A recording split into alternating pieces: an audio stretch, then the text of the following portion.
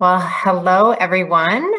Thank you for joining us for how to help your kids feel safe when their world feels out of control. I know this is a relevant topic right now, and you have an amazing expert you'll hear from here shortly. So glad you could take the time this evening to join us, and hopefully you find this information really helpful and supportive. My name is Jessica Dunbar. I'm also an employee at Jefferson Center for Mental Health, and I'll be your moderator for this session. I'm excited to be hosting. So today's speaker, I'm really excited to introduce. Her name's Chelsea Vibert. Chelsea is a licensed professional counselor and has worked with kids and families at Jefferson Center for the last 7 years. She is currently the clinical team lead for Colorado Spirit, a FEMA team working with those impacted by COVID-19 through Jefferson Center. She received her master's degree in international disaster psychology, and she specializes in trauma-based treatments, such as EMDR and trauma-focused cognitive behavioral therapy. She strives to meet consumers and their families in a supportive and compassionate space. Today, Chelsea will be talking about how to help kids cope, what vicarious trauma is and how to spot it, how to communicate openly and appropriately, and available resources to address these situations with children of all ages. A few reminders. Along with all of the presentations from the conference,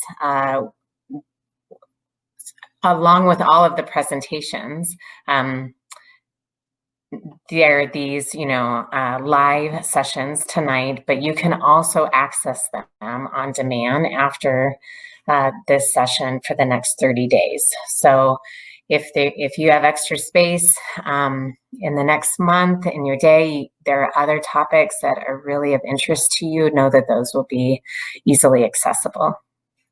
Before I hand the mic over to Chelsea, I have a few housekeeping items to cover for the Helping Kids Thrive Conference. First, I want to thank all of our incredible sponsors and partners who helped us make this event possible. It's a true community effort to put this together. And I want to thank, in particular, Jeffco Public Schools, Rotary Club of Golden, Delta Dental, Westminster Medical Clinic, Source Communication, and Jeffco PTA for all of your support.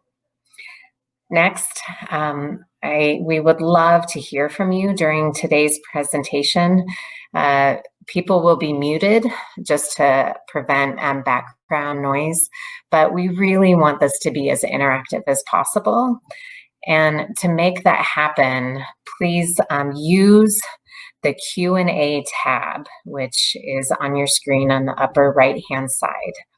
And I'll do my best as moderator to field questions and tee them up for Chelsea so she can respond as much as possible to your questions during this session. If we don't get to your question, or if you'd like to ask additional questions, we encourage you to attend our Q&A sessions with our speakers from 8:30 to 9 tonight. So there will also be another chance later on. And we want everyone to know that live Spanish translation service is available for this presentation. See the chat box for the number to call. I'll add it here shortly. Let me make sure I add this right here at this time.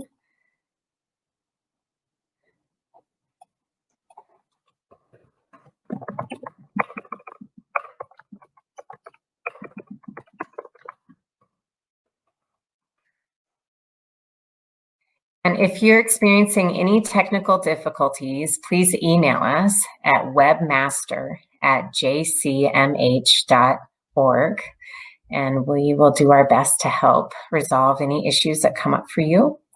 And finally, at the end of the presentation, please fill out the session evaluation by clicking on the link that's provided in the chat. We really, really value your feedback. It helps us make this the content relevant and this event as best as it can be in future years. So we take your feedback seriously, and welcome any input ideas you have to offer through that survey at the end. So without any further ado, I'd like to kick things off by welcoming Chelsea. Chelsea? Hi.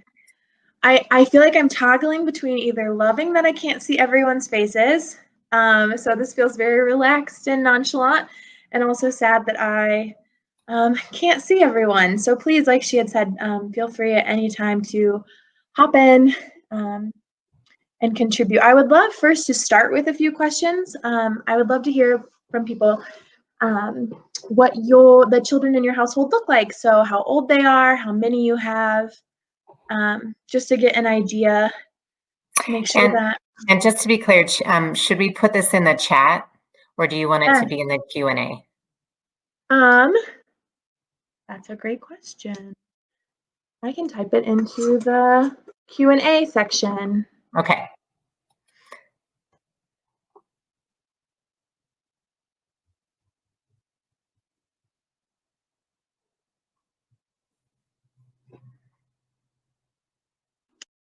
Okay, beautiful. Great, I can see that. Awesome.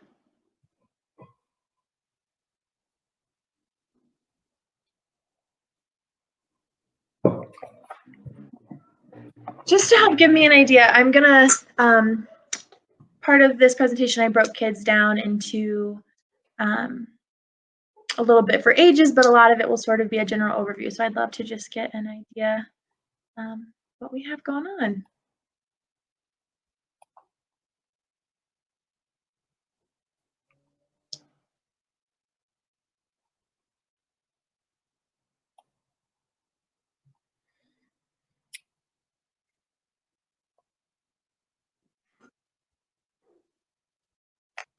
And then to my other question, as people kind of keep filling those in, what are some of the big questions you hope to get answered tonight?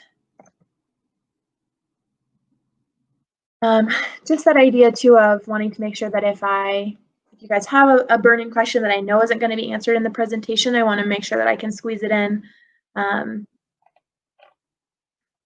get it addressed.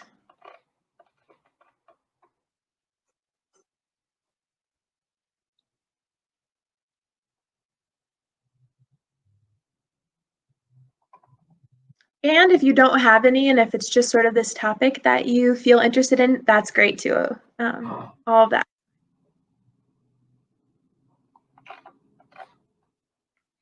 Great, I see a couple here. We have someone with kids ages 5 and 7, another person 9 and 7, another person 8 and 10.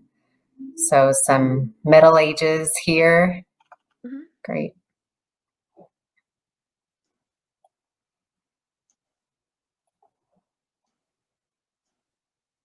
See a question, how to address the difficulties of our current world honestly without scaring our kids.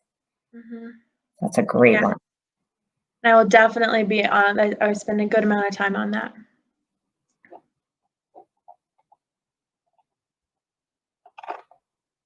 All right, well, how about I can keep track of some of these. Great. And I think it might be easier if I share the presentation, because I think if you share it, you won't be able to see questions as they roll in. Okay. I just had that thought. So, okay, let me I will get the presentation up. Oh.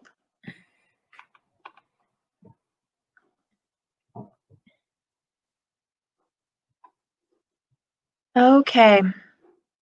All right, are you able to see the presentation?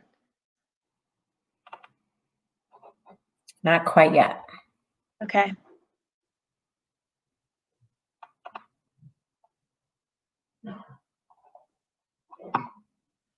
So hopefully it should share soon.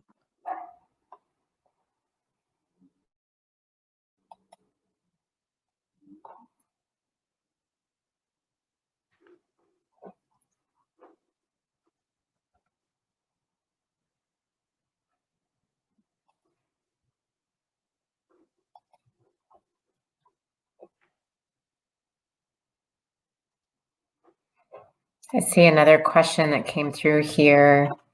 How to help kids with unexpected transitions, especially with school and COVID. Another great one. Yeah. I don't see it yet in terms of the presentation. Maybe you can stop sharing and then reshare. Yeah. Or I can give it a try too.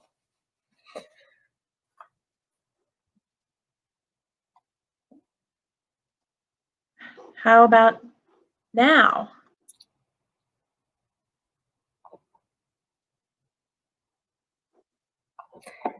Not yet. Huh. Okay. Okay.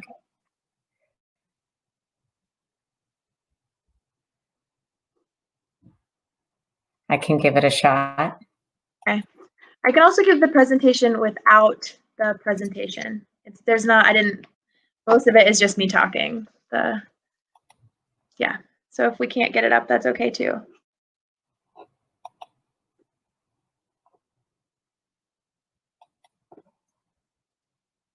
Well, yeah, how about you? Because I'm trying to, but we did test this. Oh, someone says she can see the presentation. okay. So maybe you and I can as moderator and presenter. Well, that's great. I really appreciate that coming through the chat. Thank All you. right. Okay, well, I will just hop right in. So like we said, today the presentation is on how to help your kids when their world feels out of control. And also with this topic, I toggled a little between, obviously COVID or the coronavirus is what my brain immediately goes to, but there are lots of situations that are presented to our kids that may not be COVID, right? It could be the death of a family member, other forms of disaster, which are currently taking place all over the country, all over the world, fires, hurricanes,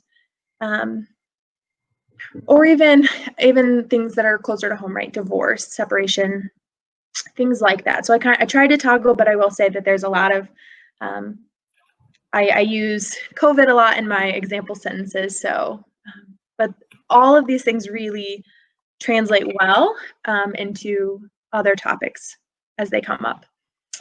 So I thought I would start with this quote from Fred Rogers, Mr. Rogers, because I think it really sums up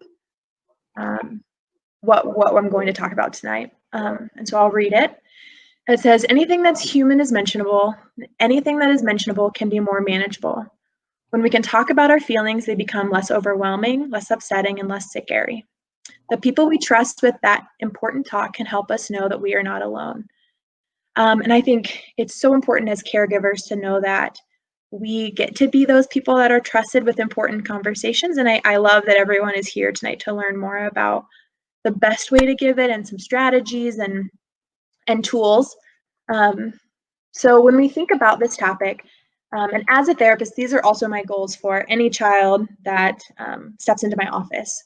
So how to help your child build capacity to acknowledge and accept feelings, how to help them form a narrative about the experience, and lastly, and this is really important for parents, right, when we think about how we engage with our kids, we want to help them make conscious choices about their behaviors and the ways that they express their feelings. And so hopefully tonight, as we go through things, we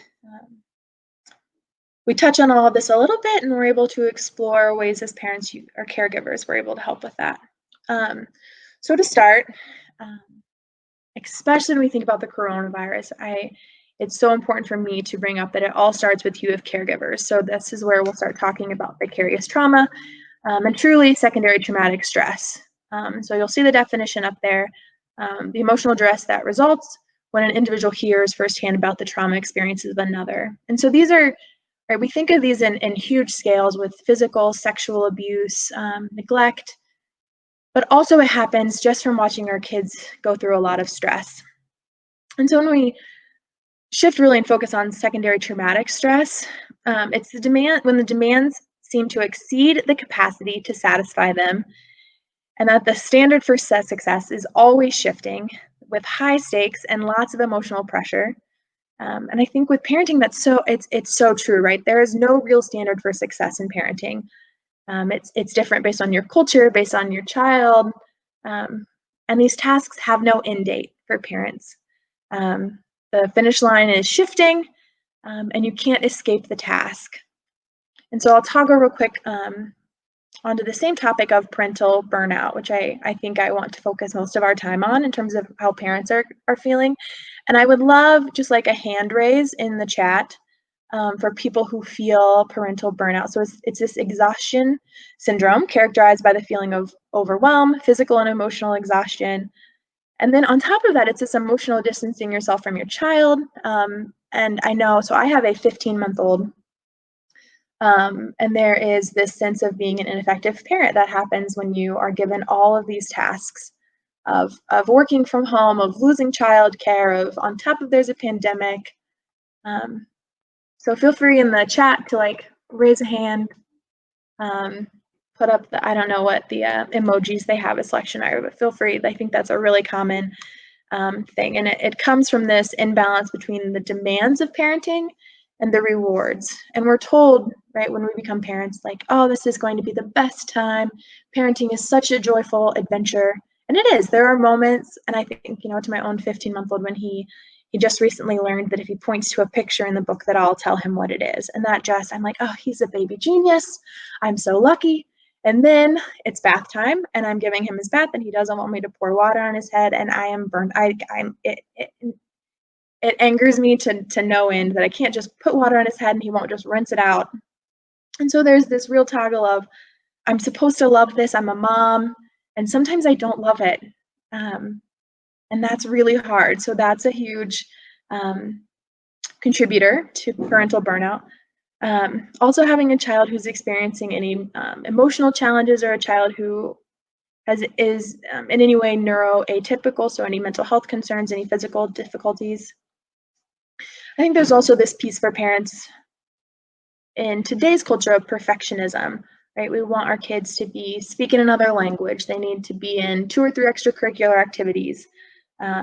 And I need to be making tiny cutouts of cucumbers so that he loves to eat cucumbers. And so there's this huge pressure on top of, if you're a working parent, if you have any financial stress, your own conflicting relationships with your parents and how parenting was provided to you, all of those things contribute to that feeling of parental burnout. And so some of the things that can look like, so as you said on the presentation, so there's some physical symptoms, behavioral symptoms, and emotional symptoms. So as I read through some of these items and the way that they can present, again, you can sort of be keeping a mental checklist of things that you're experiencing or since the pandemic or since your child has experienced a time when their world was out of control. So just sort of keep a running list of what that experience has been like for you. So in terms of the physical presentations of parental burnout, secondary traumatic stress, we see sleeplessness or having disturbing dreams, exhaustion or energy loss. There's the physical aches and pains, right? Getting headaches, backaches, having any digestive issues can also be a somatization of that experience. Diet changes, so either you're overeating or you're not eating well, or you don't want to eat at all. There's the teeth grinding, but also there can be skin things like breaking out in rashes or hives, as well as having just skin breakout.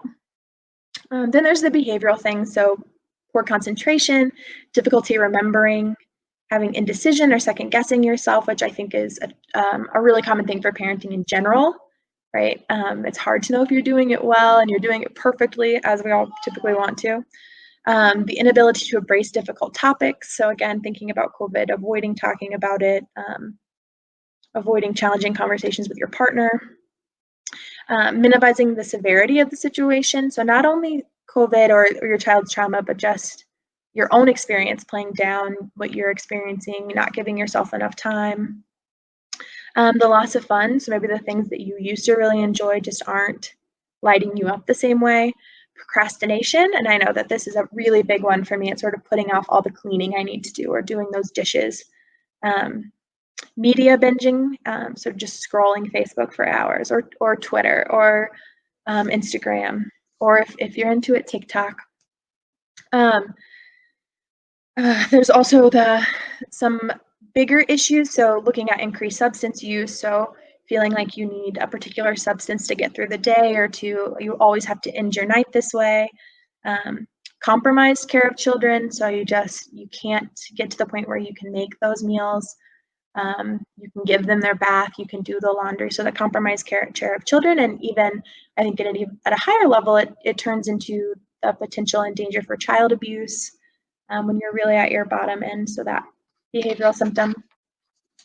And emotionally, looking at intrusive thoughts or fearful thoughts, having anger, frustration, moodiness, or irritability, like I mentioned, when I just can't pour the water over Henry's head and that he has to give, and it feels like he's making me into this battle.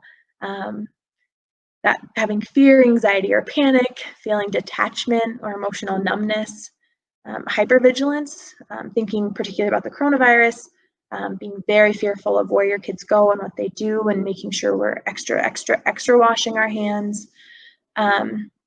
Hopelessness or a sense of dread. Again, there's a lot going on in our world. And so that feeling of just things are never going to get better. Having a negative self-image, feelings of guilt or a lack of empathy as well. Resentment of demand. And so when we think about parental burnout too, the resentment that you have to give the child a bath or that you have to do something for someone else because taking care of yourself is already a challenge. A disruptive worldview. You can be really mad at the government and they're not protecting, or you can be really mad at the world. There's these illnesses and it's not safe. You can be mad at the person next to you because they're taking the virus too seriously or not seriously enough, or just that worldview has been shifted. And then again, at a higher level, self-destructive or suicidal thoughts is something that can come up. So always trying to be aware of that. And truly another thing is just that failure to nurture yourself. You're not doing the things that you traditionally do to take care of yourself. And so on the flip side, and I want to point out that all of those symptoms that we listed for parents, and I'll go through more for what it looks like for kids, but those are all the same things that we're going to see in our children or in the children that we care for. And as I go through some of these strategies to help parents cope, these will almost all be repeated in some way when we think about our kids. But so when we look at these 5 categories, physical, emotional, spiritual, social, recreational, and educational, again, I ask everyone on the talk to take stock of what does that look like for you? How are those 5 categories doing? And try to think of them as banks. How full are they? And based on how full they are, that's sort of what you have to dole out. And so being respectful of that boundary. And also knowing that what areas get depleted easily. So I know for some people, one example would be physical. If your kids are always coming to you for cuddling and that's not something that for you is a bucket filler and it depletes your bucket really quickly, being aware of where to draw some of those boundaries around what physical touch looks like, or even with your partner, what that looks like, how you can be present for them emotionally and your children emotionally, while always prioritizing yourself. Because as I said in a few slides back, it does all start with parents. So I'll just sort of run through some lists of things that can be helpful for parents to do. And again, almost all of these will be repeated in how we support our young ones. So it's prioritizing sleep and taking care of your body with the regular physical exercise and eating well. Those 3 things can revolutionize most of how we feel about ourselves, and starting off there is a really great springboard. But further down the line, it's really looking at breaking your problems into smaller segments. What takes up the most of your time? And in that inverse too, what then needs the most help? Look at your day and say that this particular task, maybe it's giving a bath, requires 30% of my energy and I only have 10% to give it. That's when I need to look to my partner or to a family member. And also know that if you're a single parent and you're listening to this and you're like, there is no one else, making sure that you're, and this is not just for single parents, but for everyone, but I think for single parents especially, there's this feeling of like, I have to do it all. Know that there is space for you to drop the rope. Maybe there is a mound of laundry and laundry is not your thing and it's not something you're going to take time to fold, but you love cooking and that's something that really fuels your passion, and you want to make those meals that have the fruit, the vegetable, and the protein and the complex carb. Or if you love getting outside and you love being physically active with your kids, but cooking isn't your thing, so let's say you walk to the restaurant or you take a walk before you get the pizza. You don't have to do it all. And that's okay. And so, what does reducing your expectations for your life look like? Consider what demands are on you, right? For a lot of us, we're still working or we lost our jobs. And so, on both ends, what are the demands then after all of that, after that stress of going to work all day or searching for a job all day or the financial concerns? What's realistic to get done after that happens and after that that day at work or the stress of figuring out how to pay bills and how to make ends meet. And the last thing too is really looking at how do you handle conflict. And this taps in a lot to the way we show up for our kids, which I'll speak on in the next section. But looking to avoid these three particular things. So inconsistency, coercion, and escalation. So by being inconsistent, right, it's saying one day you can do this, the next day we can't. This is okay, this isn't okay. And it becomes very confusing for the child, and what ultimately is produced out of this is the child's repeating things because they don't know which version of you they're going to get. They whine, they push limits, and they challenge. And then in response, looking at what coercion is, those threats, like I'm going to take away your iPad if you don't brush your teeth, or shouting, and then those punishments for when kids don't know what to expect, and then we start to lay down the law, and that isn't going typically to produce the outcomes we want, and then ultimately that results in escalation when it's this you versus me challenge.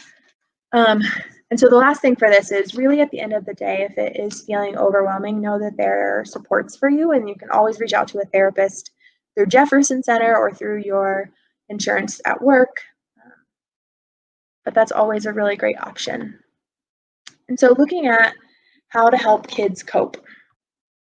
So some things we want to be mindful of is their age, how frequently the trauma experienced, right? Again, if we think about physical or sexual abuse, the consistency that happened, frequency, the intensity.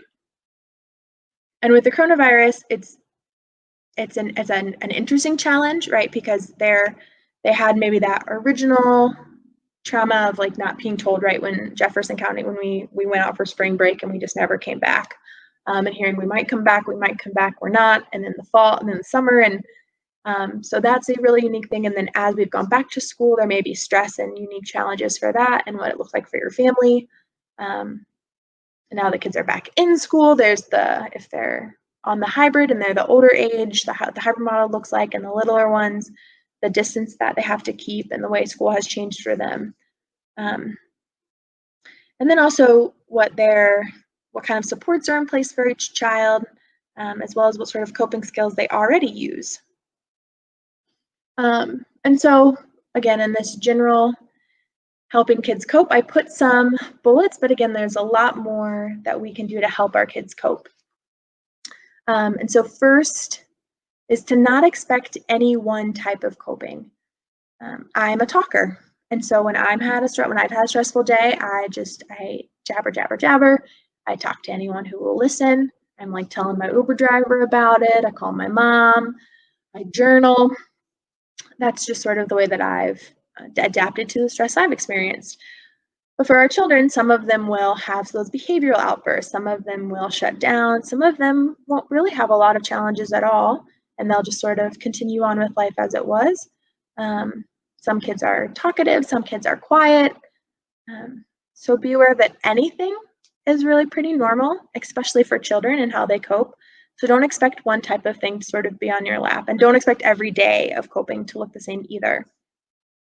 So first, it's about being emotionally and physically available, which is why in that first section, I really talked about parents and what you need to do to take care of yourself. And then the physically available, it's about creating space and having opportunities to have these conversations. So it's setting up consistent times at meals, or if it's in the car, things like that. So being physically available.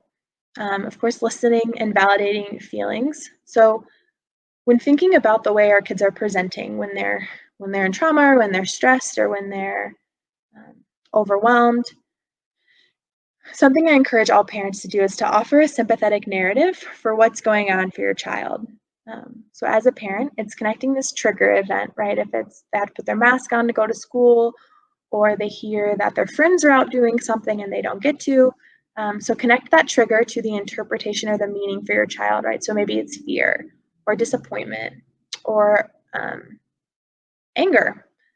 And then connecting that interpretation or that meaning into what the behavior is. And I think for me as a parent, that can be really helpful, even with just my 15-month-old who really only knows the word truck. It can be so helpful to know and be able to, right, see that trigger, connect it, and try to interpret what maybe my child's feeling and thinking, and then how that impacts their behavior. It really helps me not take things personally. So I have the option to respond to what's going on and not just react. And that allows me to be consistent and predictable, which again is really tied into that being emotionally and physically available. And to provide with radical tenderness. And I think that that's like my new catchphrase for how I approach everything in this time, myself, my child, my partner, my family, my community, and like the world as a whole is just having radical tenderness. So being a safe place to land. And so past that, in the conversation, it's important to act calm, even if you're not. So being aware of your tone, your body language, relaxing your shoulders, taking time in the conversations to take a deep breath. Remind yourself that you love your child and that you want the best for them. And then acknowledge feelings. So what that looks like is saying, you know, in the bath with the baby, oh, I can see you really don't like when I pour water on your head. It's frustrating you and it scares you and maybe you even feel a little bit startled. And sometimes just that acknowledgement of what's going on internally has so much power and can do a lot to sort of calm our nervous system. When we're seen, it's much easier. We don't have to go breaking out doors and slamming things to be seen. And then, you know, once we've sort of seen that emotion and we can say it, it's about either changing course and it's just saying like, oh, I see that, or, you know, in the example, if he has to have a bath, like, I know this is so scary and I will do it as quickly as I can and as safely as I can, but we have to wash your head. So figuring out where a should and a need is, and I think, right, if it can feel like a need, like, oh, they need to get in their pajamas for bed. But, you know, if they sleep, like I've fallen asleep in my jeans before or with my makeup still on. So really figuring out as a family, what's the difference between a should and a need. And what we really see that a lot of the time is in routines.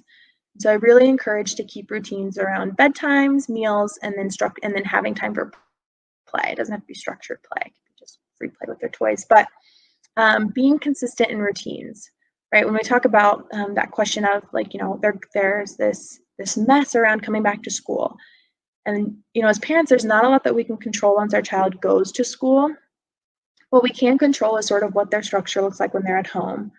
So being consistent with what waking up looks like and how the morning goes, right? If it's from 6 to 7 o'clock is when you have with your kids, being consistent about the structure of how I wake you up, when you eat breakfast and what breakfast looks like and how we brush our teeth and get dressed and get out the door. Same as when you get home. What's that structure look like for when you arrive at home?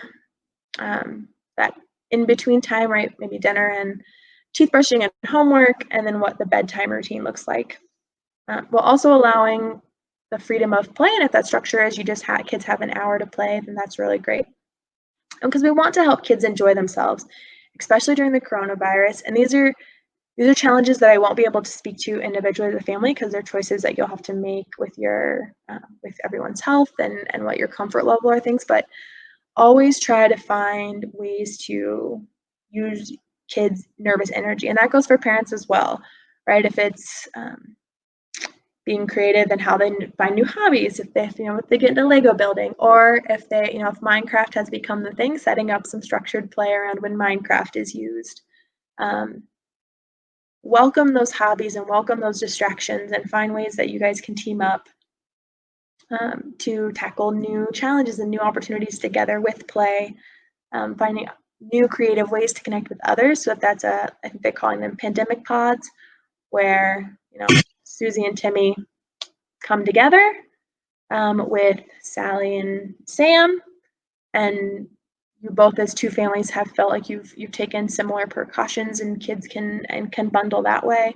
Or if it is technology and social media, finding ways to support your kids to build connections with their peers.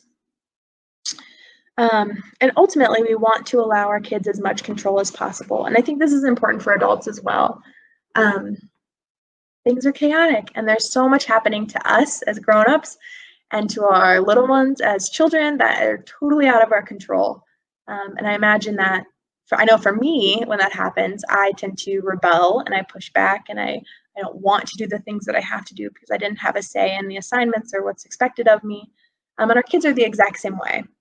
And so get your child's input as often as you can on what their bedtime routine looks like, right? If they have to go to bed at 7:30 or 8 o'clock, that's a have to, and that's a non-negotiable.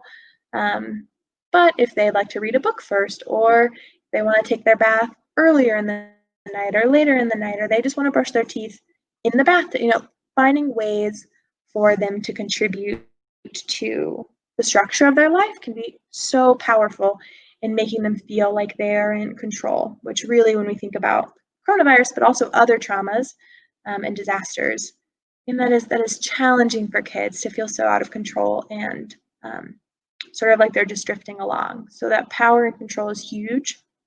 And so finding ways to mix that into the structure that you establish for your family. And on the topic of social media and connecting digitally, it's really important to prevent and limit exposure to media.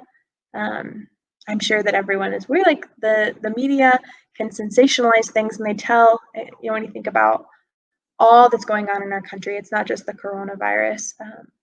There are a lot of fearful things being shown, and a lot of really scary video clips and media messages being portrayed to children and to adults, anyone who really turns on the television or goes on YouTube or consumes any amount of media, Facebook, TikTok, Instagram, Twitter. So being on top of what media consumption looks like, not just for kids, but also for you guys as adults, and being mindful that kids are learning from those news sources and they're soaking it up, and that's going to turn into, and we'll talk a little bit about what those conversations and how to have those conversations with kids look like, but always sort of being aware that your kids are little sponges. So the things that you say and the way you approach things, they're going to suck right up. So just being cautious about that. And then also just knowing that it's okay to not know. There will be a ton, especially with a disease, right? Like I am not an immunizologist. So yes, so letting the shoulds fall behind the needs. So thinking about that in terms of the routines and what bedtimes and bath times and playtimes look like. So sometimes it's not needing to be perfect, right? Kids can go to bed in their jeans. They really don't want to change. One night of not brushing your teeth is not going to ruin you. I think that parents often have this fear of like, well, if they don't do it right now, then I'm gonna, you're gonna have a 40-year-old who doesn't brush their teeth and goes to sleep in their jeans. And that's although I think my brother would probably be a good example of that, even though my parents made him change his pajamas every night and brush his teeth. But yeah, know that this is a stage of our lives that everyone is going through, and this isn't something where your kid's going to get stuck and never get past. So let go of some of those shoulds, right? It doesn't, same with adults, right? If you're not feeling that the laundry is going to get folded this week and kids are just going to sift through it to find a pair of socks, that's okay. And know that it's okay if your kid, like I said, doesn't feel like brushing their teeth every once in a while or doesn't want to eat their vegetable. This is just one time in their lives. And so along those same lines, what I had then transitioned to was talking about prevent and limit media exposure. Whether your kid's on any any amount of social media, as well as just sitting by while you listen maybe to the news or watch the news. Always be mindful that kids are absorbent, and I know some people have those younger kids really up until probably like age 7, maybe they have pretty magical thinking. I think by 8 years old, most kids stop believing in Santa, sort of thing. But before that, magical thinking. So they really soak it up and they take everything very literally, and it can be very scary. And I had said that um, before that, if you don't have an answer, right? They have a question, you saw something on the news, or they heard something from someone, and you don't have an answer. It's okay to say that you don't know. I think that can be really scary for parents, but it opens up this beautiful opportunity to teach your kids how to consume internet media. So I had made the comment a little bit ago that I cannot tell you how many kids that come into my office and be like, did you know, miss, that there are megalodons in the ocean? And there was just a movie not that long ago called The Meg about megalodons and similar to like Jaws, but a megalodon, which is like so big. And they're like, it's real. I saw it on YouTube. It is. Which makes sense, right? Like YouTube is where a lot of people, especially that demographic, is getting news and watching videos that they're interested in. Or how many kids tell me that Buzzy's Fozbear Pizza, those animatronics are real, and that when your kids bring things to you, especially things that you don't have an answer to, it's a great opportunity to show them how to get onto the CDC's website or a .gov or a .org. Wherever your family decides to get their news from, it's a beautiful chance for you to say, like, hey, that's interesting. I would love to learn more about megalodons. Let's see what we can find. We want our kids to be intentional and discerning in all the media that we assume. I think everyone can probably agree to that. We want our kids to know how to spot incorrect media and things that aren't true. And so when you don't know, that's a really great opportunity to show how you as an adult and how you would hope your child to continue to learn about how to discern fact from fiction on the internet. Some bigger things are strategies to try to help our kids cope would be breathing techniques. So there are, I don't know if I want to say hundreds, but probably hundreds breathing techniques. There's the square breathing where you breathe in for 4, hold for 4, breathe out for 4, hold for 4. There's hand breathing where you breathe in and out, in and out. There's belly breathing where you put a stuffed animal on your belly and you watch the stuffed animal go up and down. There's just counting to 10 breathing, just even labeling your breath, inhale, exhale, or in, out. Another thing that I loved, I had just done some research, and I think this is so cool, is when you guys are in a heated conversation, just doing like a floppy rag doll. So you're arguing, you're like, I need a break. Me as the adult needs a break, and just you sort of like let your body roll and be loose. That's actually one of the strategies for animals in the wild when they stun bears, to hibernate them, and then to take them to a safer place, or to move them from, if there are people around or they're going to a zoo. When the bear wakes up, they shake off the stress, and they literally shake it off. And so throw on some T-Swift and shake it off, and that's a really great strategy to calm down.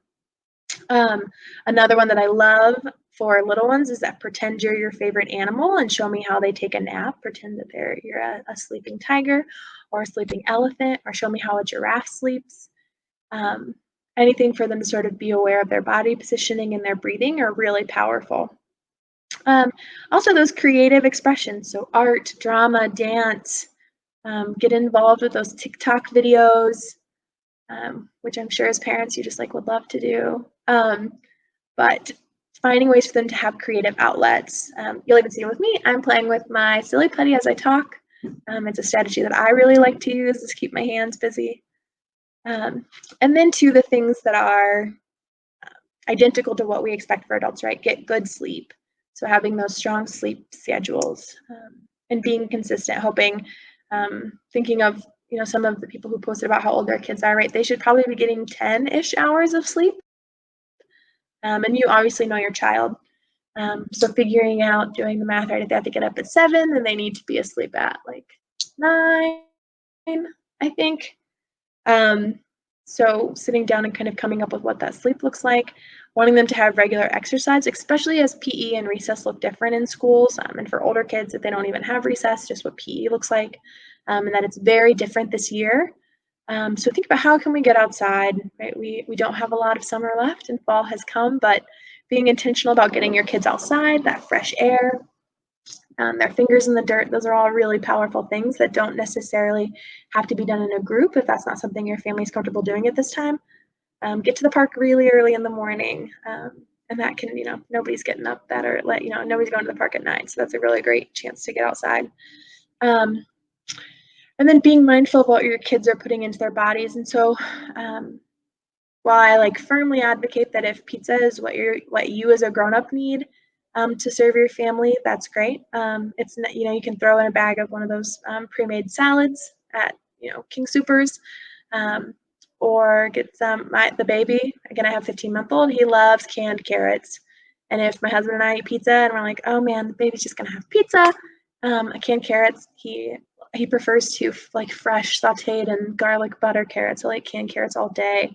And canned and frozen foods often provide sometimes even more nutrients than fresh produce due to all the travel they go through.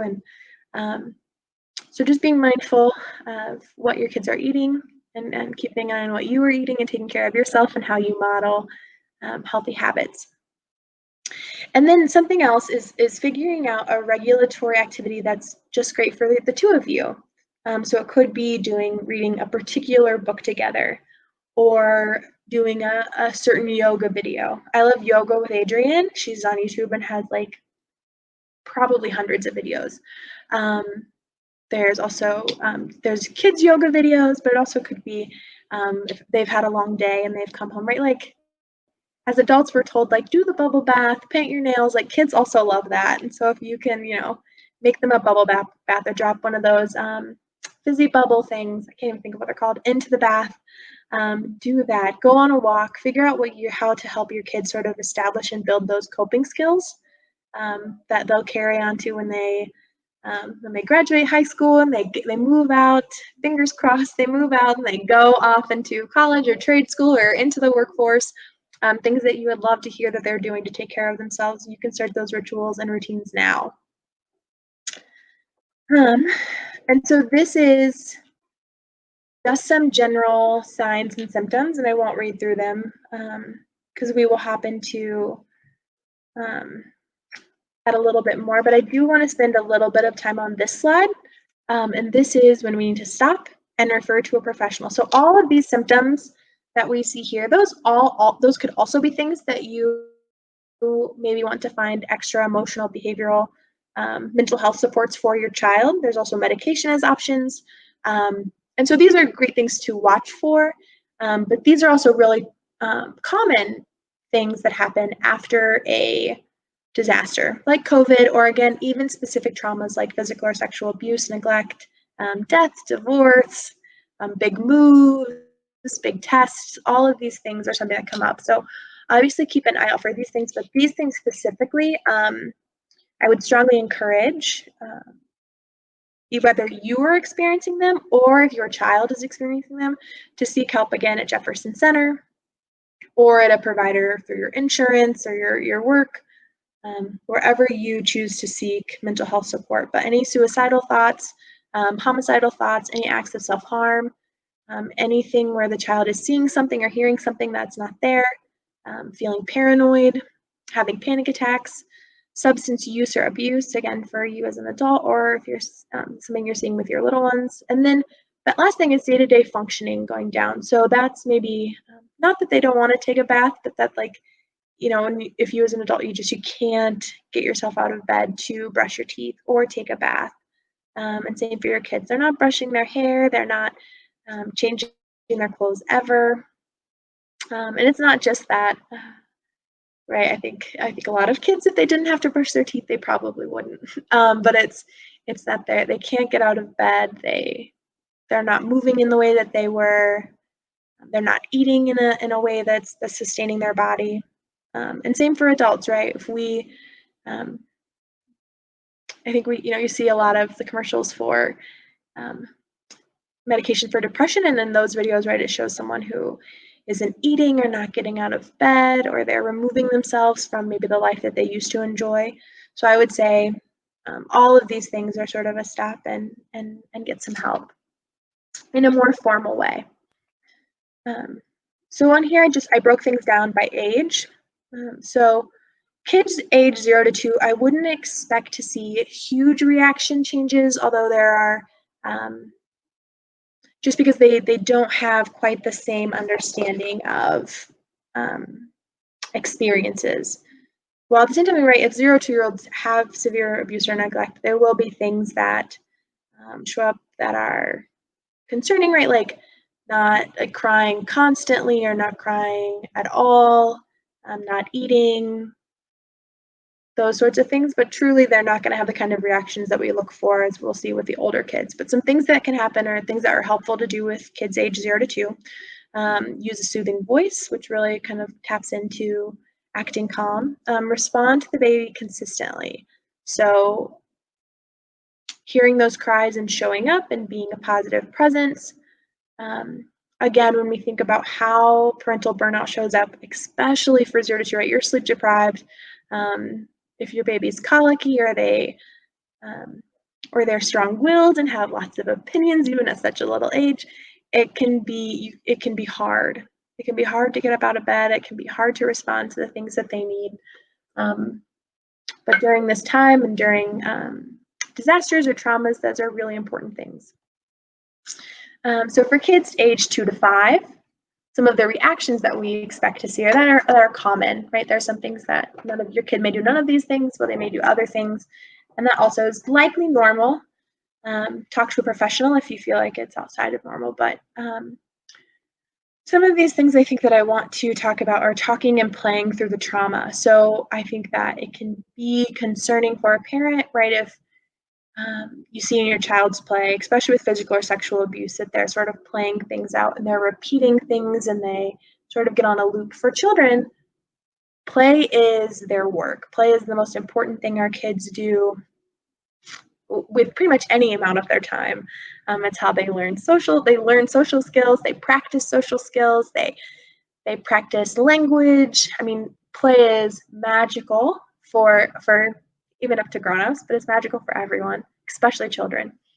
And so that's something to be expected, that they're going to talk and play through the trauma. And as an adult, it is not your responsibility to step in and be like, oh, the dolls don't do that, or that's not how we talk. Like, children are playing out and reacting and responding to their experiences. And so letting a child play and explore is great.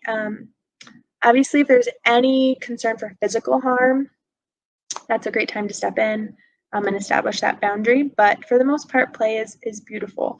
And you'll see this last thing over here is that magical thinking, which again, I think I hear a lot of when I hear kids talk about their parents divorcing. It's like, oh, I told my mom I hated her, or sometimes when a family member has died, like, oh, last time I told grandma I hated her, or I had the thought that I wish she died and then she did die.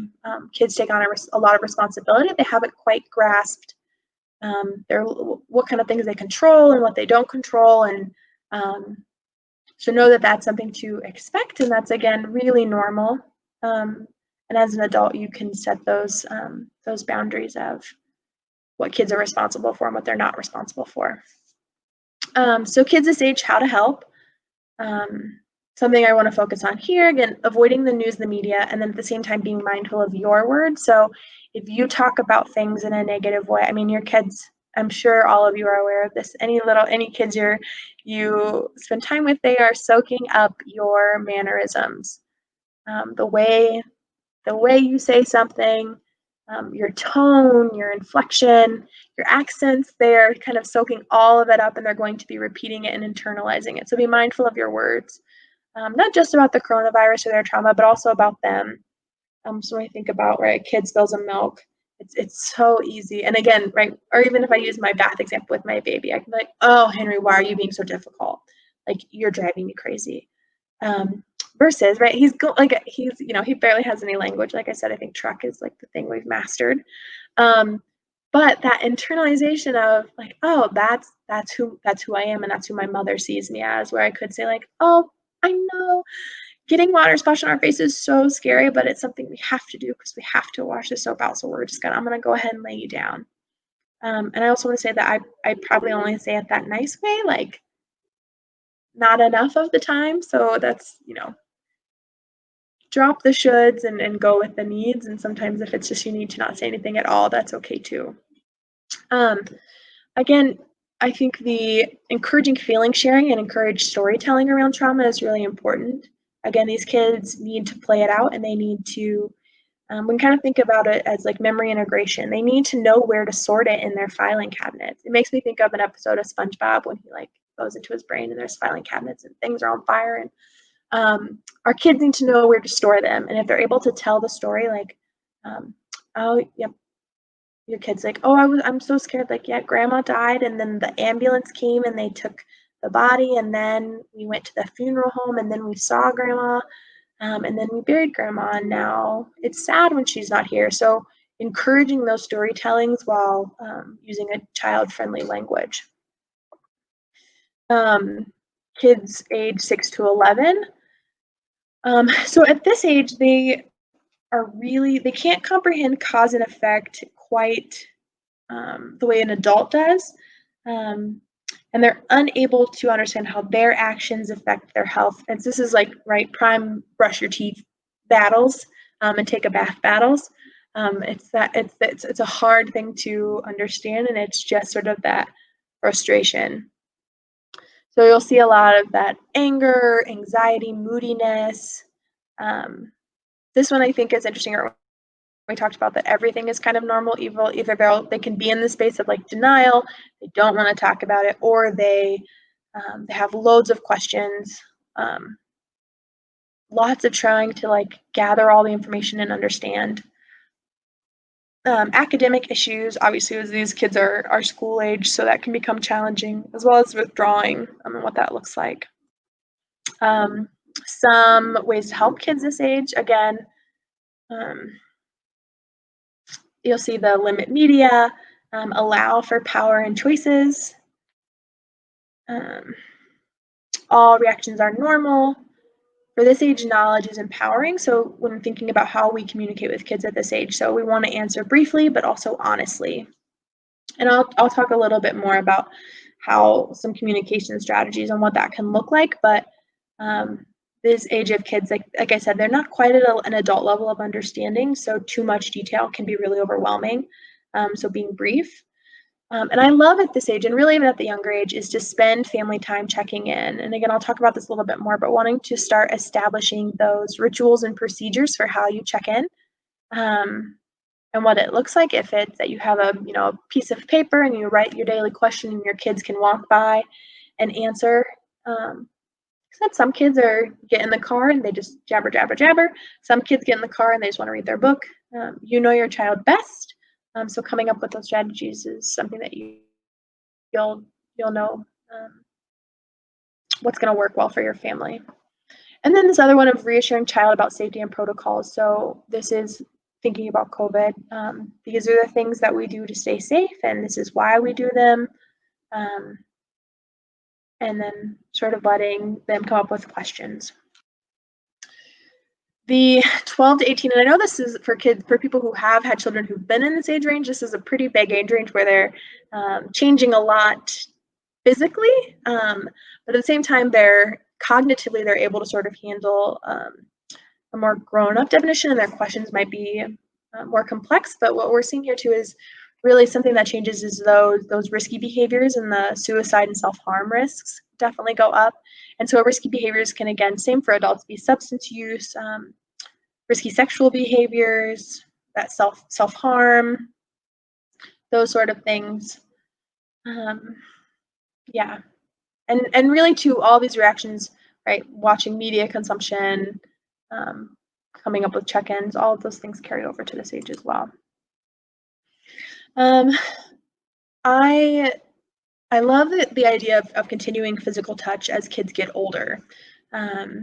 I can think, like, I don't know how I would have responded to my mom giving me a hug just sort of out of the blue when I was, a junior, senior in high school, but finding ways that are meaningful for your family, um, and physical touch, if it's, pat on the back as you walk by, if it is hugs or it's still you still have the opportunity to cuddle, take advantage of that. There's so many fantastic things that happen with physical touch.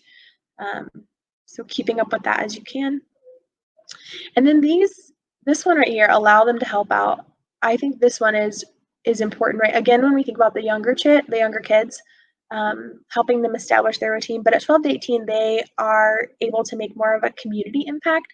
So if your child wants to, do the mask drive, or they want to gather hand sanitizer and deliver it to a local shelter, let your child be creative in the way they give back. Because again, that's a beautiful trait that we would love to continue to grow and foster as they get older. So find ways for them to help out in the community, but also be thoughtful as we think about parental burnout. How can kids at each of these ages help out around the house? If folding clothes is not your thing, the kids can start, they can go through and pull their clothes out for themselves. Or if making a meal is really hard, start to share those responsibilities. I think you would be surprised at what a 6-year-old can whip up when somebody's there helping. So make room for that. And this open the door for conversation and don't push. I think it is hard for parents, especially as our kids enter into this 12 to 18-year-old range. When they're little and they're 3 and 4 in elementary school, we have this large window into their life, right? We are their social world. But around 3rd grade, they sort of wake up to everyone else, and their social world expands, and their home world, in a lot of ways, feels like it shrinks. Parents, we lose a lot of our power and control in a traditional sense. As kids start to, play sports after school, they take back some of their reins. And so I had read on one of the things when I was researching was grill your food, don't grill your kids at meals. And so finding a way to be sensitive and know that if you've done some groundwork in establishing those conversation rituals, if it's in the car, bath time, bedtime, dinner time, your kids often will come to you knowing that you're a safe place to land. And then how to communicate appropriately or openly and appropriately. I put those 4 things on the PowerPoint because I think those are like the guiding principles, but I do have some more specific things. So with the goal of sharing information, it's best to learn it from a trusted adult. And if you as a caregiver or parent or a grandparent, whoever, it's best to learn it from you. So be brief and be honest. So what that looks like is getting on their level. So for little ones, obviously that's physically lowering your body. And for an 18-year-old, it's sitting how they're sitting right on the couch in the dining room. Maintaining eye contact and eliminating distraction. So having the TV off, the phones put away, no music on, stuff like that for both them and for you. And I think my favorite way to start that conversation is just, what do they already know? And so I like the actual prompt that I had written down was something you could say. There's a lot of talk about what's happening. What have you heard? What do you think it means? Is there anything you'd like to ask me? And then as an adult, you can summarize what you know. And I think as we've gone on again about COVID, at first we didn't have a lot of information, and that was okay. So summarizing what you know, and giving out the most important information first, like how we're going to stay safe, what's expected of your child. The other stuff of like the stuff you don't know or stuff you think or all of the sort of peripheral information is often not something they need to know. But I think as adults, it's an interesting balance of what to share and what not to share. That's very case specific. And then use common language. Define any words that you think they might not know. Don't use strange jargon. I think about that right whenever I talk to my husband about my work. I don't need to use all my acronyms and my letters. It's important to speak in a way that's understandable. And then listen with a closed mouth. So let all of the stuff, everything come out. And that's that bottom thing, right, of accept all reactions equally, whether it's they come back with anger or disappointment or fear, or they're like, okay, and they just sort of bounce off and then go back to playing. Be age appropriate in length. Know that your 5-year-old's probably not going to sit down for a 30-minute PowerPoint on COVID protocols and how you're going to follow them, but they could probably do 5 minutes. Whereas your 18-year-old also probably doesn't want to sit for a PowerPoint, but they can just handle a longer, more prolonged conversation about the topic. And also let them contribute solutions. So, and this is not always not necessarily COVID specific as everything. If there's a particular problem that you're facing as a family, yeah, kids have wonderful solutions and they want to contribute and they want to be helpful. And so if your kid's like, I think we should put the hand sanitizer here, and every time we leave, we can check it off, follow through with some of the beautiful ideas that they have and let them feel, again, that power and control. Pick a good time to talk. So some natural openings are when you're driving, during meals, during the bath, or at bedtimes. The goal is just spend time in the same room. And I know that COVID for my household, make that really challenging. We don't have a lot of rooms, and when you're in the same room for so long, you can only make it so long. So find time that you guys can be in the same room. It doesn't always have to be doing the same thing, but being in the same room and sharing physical space together can be really powerful for having those natural openings. And then after this initial conversation is check in frequently and listen. And listen for understanding, right? Because sometimes, I'm sure you know this, you've told your kid something and then a week later it comes back that they thought you said X, Y, and Z when you said A, B, and C, and it's frustrating and confusing. So listen and make sure kids are understanding what you're saying. A great way to say that is like, I've said all of this, like, what does this mean for you? What are your thoughts? Like, have a conversation and don't just sort of preach and tell them what's happening. And then also know your kid's style. Like I said, I'm a talker. My husband, though, is like very quiet until 10 o'clock. At 10 o'clock at night, when I'm ready to go to bed, because I'm a morning person, he's like, and it's like all day he's silent and he has very little until 10 o'clock. And then it's just verbal chaos. And so your children and your partner, right? So are they morning talkers, afternoon talkers, after school? Are they meal? So explore what conversation style works best and timing works best. And establishing family talk time. So like I said, being consistent and creating those rituals. Also know that questions will persist. You're going to tell them X, Y, and Z, and then you're going to have to tell them X, Y, and Z in a different way a number of times. I know that that's totally normal. They're digesting it at their own pace. I'm sure you guys will think of like times with really little kids how you'll say something and then a week later they'll just like rattle off something genius on the thing that you thought they weren't paying attention to and didn't understand. So know that it's really normal for those those questions to persist and for them to have realizations and understandings much later. And establishing some of those family talk times, some questions I like, just again, some like really specific prompts to start conversation. What are you worried about or afraid of since the lockdown? And again, these are COVID, but since grandma passed away or since mom and dad got a divorce, these are all sort of interchangeable. How has our family been impacted by the virus, the divorce, the death? What was important to us as a family before the trauma? And how have these things changed? Or maybe we don't care about them as much, like folding laundry, or how have they gotten stronger? Like now we really care a lot about asking everybody every day, how are you? And then too, sometimes future, what will our family look like in 5 years? What do you think will be different? What'll be the same? Like instead of first grade, you'll be in sixth grade. What do you think that will be like? And then lastly, the last couple things, like don't assume that kids worry about the same thing that adults do. Sit with them where they're at. Again, you might tell your kid this incredibly scary thing, right? That you've been so nervous to tell them that you have cancer, your partner has cancer,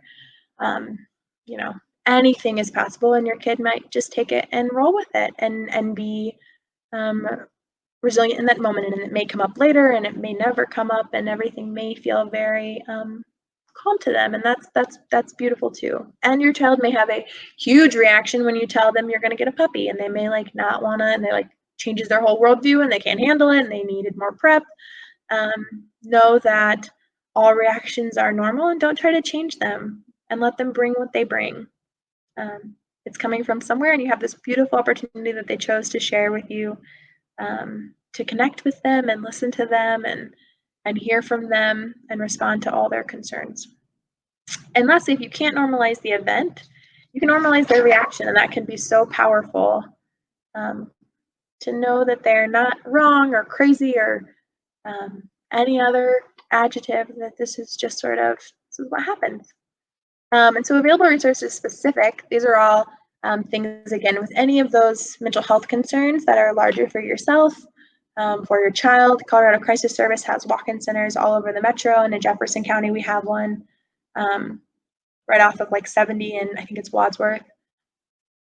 The suicide hotline is great to give to your older kids if they ever have someone they need to talk to. And the Jefferson Center directly if, again, you'd like to engage in mental health services with us. These were just some of the references, but they're also really great. The Child Mind Institute, actually my sister works there. It's an organization in New York City, but they have a ton of resources that for kids in trauma, but just kids in general. It's an institute that does a lot of work in autism, but they have some neurotypical resources as well that were really great. And then all of those sites are sites that I really like to get information of in terms of children and mental health and ways that it shows up and how to be supportive. That is it. That's my whole spiel. I just saw that everyone loves bath bombs. Like, yes. And also my room got so dark and I didn't turn my light on. Yes, everyone loves bath bombs. All right. I was just refreshing to make sure I could. I know. That was so great. You covered so many important areas that, I mean, for me as a mother of two, I could relate to pretty much everything you covered. So both for myself and for my kids, especially over the last 6 months. So thank you. Yes. So I'll try to field some of these questions. There were a couple at the beginning that I think you did a great job touching on. Chelsea, would you say anything more about helping kids with unexpected transitions? I think it is. Maybe I could have an example. Is it unexpected, like you didn't have to go to school and now tomorrow you have to go? Or is it unexpected and like you have more time for prep? Because I think like true unexpected, like, hey, we have to get in the car and go to the hospital because mom fell and had a slip. I think being concise in the information that you share can be really powerful. Expressing like, oh, again, I think it's sometimes it's identifying that trigger, like, oh, we have to do this thing, and it can be really scary. So identifying that trigger, working to identify that emotion, like, oh, it can be so scary, and I can tell by your face that you're feeling nervous. And it's totally normal to feel nervous. Like when I have big changes, I feel nervous too. And you know what I really like to do? I love when like mom holds my hand or she gives me a hug, or I really love taking that bath or doing some yoga. So it's sort of like identifying and stating that this is an experience and it is scary, hard, and then saying like, I can tell based on your body cues, because something that does is helps the top and our top thinking brain and our bottom emotional brain communicate. So when we can identify body sensations and track them to our emotions, that helps sort of everybody come back online. We're not just thinking with our reactions. And then saying like, you're right. And something I love that we do together when we're having a hard time is that we hug for a whole minute, or that we go on a walk. So let's take, we're going to school and it's scary. Let's take a walk. Before we go in, we'll take a walk. We can hold hands.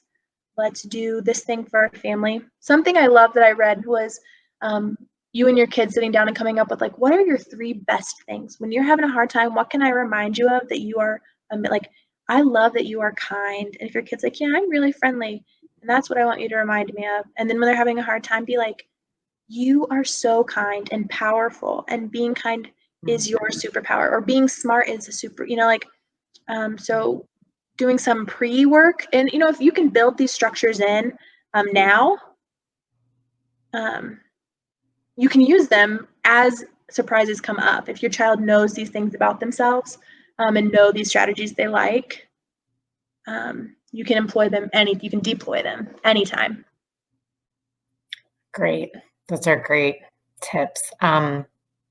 Is there anything else you would add to help people strike that balance between being honest, being transparent, being direct, but not being too scary? Yeah, I would start with what your child already knows and questions they have. Because I can almost guarantee your child probably knows quite a bit. If your child has a phone, they probably know, and they probably know a lot of untrue things. So I think I would start there. Or, tell them the facts of like, an example of somebody dying, right? Like Teddy, grandma had been really sick and the doctors tried to help her be healthy and grandma died last night. It's a really sad thing hearing that news. What kind of questions do you have? Because sometimes there's this thing of like, oh, I need to tell my kids all these things and they need to know. But really just telling them the fact, and then asking what questions do you have and answering their questions brief. Because I think, right, if it's like, oh, well, where do babies come from? You could like get into that. Or you could also say like, mommies like grow a baby in their belly. And then, or you can use like, a woman gets a baby in her uterus and the baby grows there. And the baby and your child may not care about sex. They may have just been interested in like, where do you grow a baby? Yeah. So starting with a little bit and answering questions. That's yeah. Just kind of start somewhere and then build from there, depending on what else they want to explore. Because your kid also could not care. You could say something and they'd be like, okay. And they just run away. And you did all this prep work, like you researched, you like did it all. And then it's like, great, thanks, bye, mom. And then they just run away. Love it. That's really helpful. Well, I know we're basically a minute from 6:45, so I don't see other questions in the chat. I'll wrap it up, I think, at this point. Chelsea, I thank you so much for sharing your expertise, your enthusiasm for supporting kids and families, and I definitely took some great advice from you tonight, and I hope others listening in did as well. Just as a reminder, in the chat, I included a link to our evaluation survey. Everyone that participated, we'd love your feedback. Again, we look over all comments and really use it to help us improve year over year. Anything else?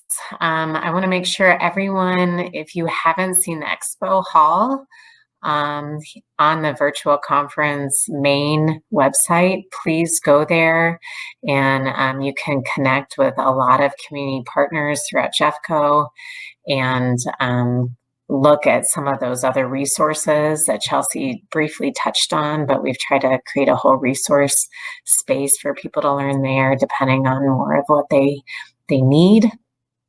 So to wrap it up, no matter what you're facing in life, it's important to have the tools and resources that you and your family need to thrive. And Jefferson Center is here for you. We're open, we're accepting new clients, and accessing care is easier than ever with virtual appointments. Visit our website at jcmh.org. You can follow us on Facebook for more resources and information. And you can always reach us by calling 303-425-0300. I want to thank all of you, and I wish you a wonderful night. Take care.